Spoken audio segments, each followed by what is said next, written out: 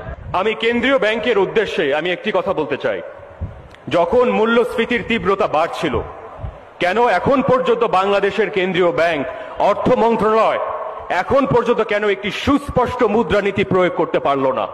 বর্তমানে আমরা দেখতে পাচ্ছি চলমান অর্থ বছরে 1,43,000 টাকা 1,43,000 কোটি টাকা ছাপানো হয়েছে।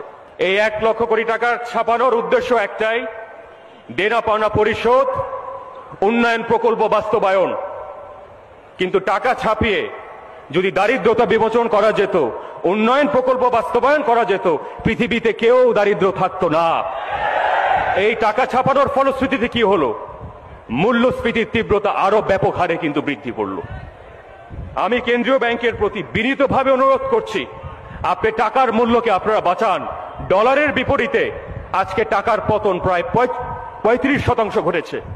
মুক্ত বাজারে জরিপ করে দেখেন, টাকার পতন, ডলারের বিরুদ্ধে পতন ঘটার ফলে আমরা আমদানি ব্যয় মেটাতে পারছি না।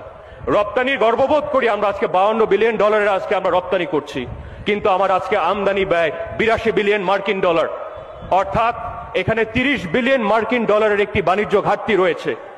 আজকে প্রবাসী ভাইদেরকে সাধুবাদ জানাই, যারা প্রবাসে অবস্থান করছেন তাদেরকে সাধুবাদ জানাই।